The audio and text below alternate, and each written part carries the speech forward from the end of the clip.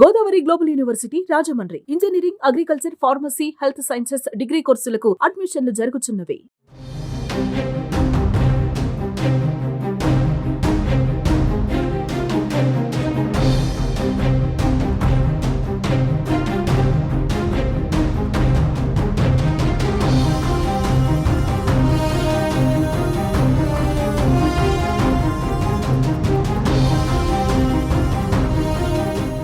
Political రీఎంట్రీపై మాజీ MP ప్రముఖ పారిశ్రామికవేత్త గల్లా జయదేవ్ హాట్ కమెంట్స్ చేశారు. తిరిగి రాజకీయాల్లోకి రావడంపై గల్లా జయదేవ్ క్లారిటీ ఇచ్చేశారు. పైన ఉన్న దేవుడు కరుణిస్తే ఖచ్చితంగా తెలుగుదేశం పార్టీలోకి తిరిగి వస్తానని, మరోసారి రాజ్యసభకు కూడా వెళ్తానని చెప్పుకొచ్చారు గల్లా జయదేవ్.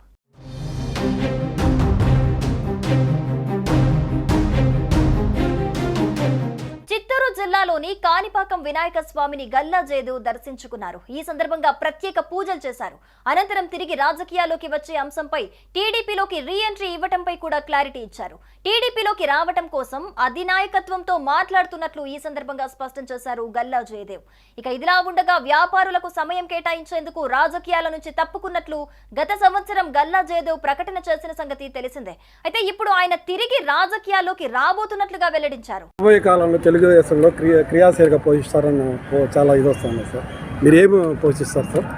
దేవుడు ఏమనుకుంటే అది అట్లాగా సార్. మీ యొక్క అభిప్రాయం? దేవుడు ఏమనుకుంటే అది ఇంతవరకు దాని తప్ప ఇంకేమన్నా మళ్ళా రాపోతారా తెలుగుదేశం పార్టీ? చెప్తున్నాను, దేవుడు అనుకుంటే వస్తాను. Thank you. కాదు సార్, క్రియాశీలకంగా రాజకీయాలు రాజ్యసభ ఇంకా టైం ఉంది. లీడర్షిప్తో మాట్లాడుతున్నాను, చూద్దాం. అవసరం ఉంటే తప్పకుండా రాజ్యసభ నా అవసరం ఉంటే తప్పకుండా వస్తాను. గత ఎన్నికల తర్వాత రాజకీయాల నుంచి కొంతకాలం విరమించుకున్న గల్లా జయదేవ్ అప్పటి నుంచి తన పారిశ్రామిక వ్యాపారాలపై దృష్టి సారించారు. ఆయన అమరరాజా గ్రూప్ కి చైర్మన్ గా వ్యవహరిస్తున్నారు. ఈ నేపథ్యంలో ఆయన తిరిగి రాజకీయాల్లోకి వచ్చే అవకాశం ఉందన్న అభిప్రాయం పలువురిలో వ్యక్తమవుతోంది. కాణిపాకం ఆలయంలో ఆయన చేసిన ప్రత్యేక పూజలు, భక్తితో కూడిన సందర్శన రాజకీయంగా కూడా కొత్త చర్చలకు దారితీస్తోంది. మళ్లీ టీడీపీ తరపునే పోటీ చేస్తారా అన్న ప్రశ్నలు వినిపిస్తున్నాయి. అయితే తన నిర్ణయం త్వరలోనే ప్రకటిస్తానని గల్లా జయదేవ్ సంకేతాలిచ్చారు.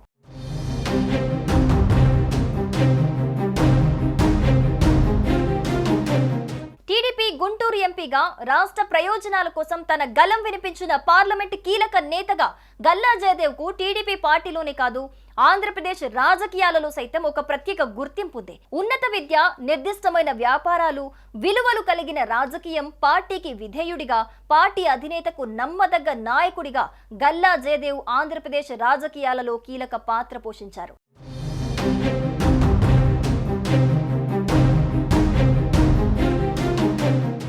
2019లో వైసీపీ హవాను సైతం తట్టుకొని గుంటూరు టీడీపీ ఎంపీగా రెండవసారి గెలిచి ప్రజల మన్ననలు పొందారు. అయితే 2019 నుంచి 2024 వరకు సాగిన వైసీపీ పాలనలో ఆర్థికంగా నష్టపోయానని గల్లా తెలిపారు.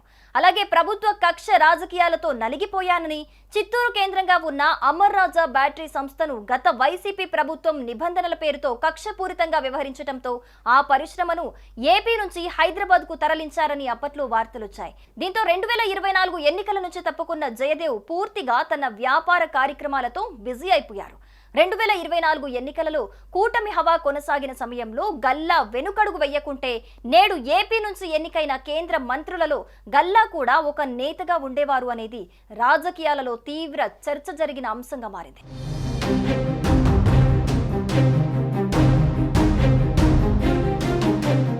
సుమన్ టీవీలో మీ పర్సనల్ అండ్ బిజినెస్ ప్రమోషన్స్ కోసం కింది నెంబర్కి కాంటాక్ట్ చేయండి. డ్రగ్స్, గంజాయి లాంటి చెడు వ్యసనాలకు దూరంగా ఉండండి. తాత్కాలిక ఆనందం కోసం జీవితాలని నాశనం చేసుకోవద్దు. డ్రగ్స్ విక్రయాలు, దందాలు నిర్వహిస్తే 180059996969 టోల్ ఫ్రీ నంబర్ కి కాల్ చేయండి. డ్రగ్స్, గంజాయిని నిర్మూలిద్దాం, భవిష్యత్తును కాపాడదాం.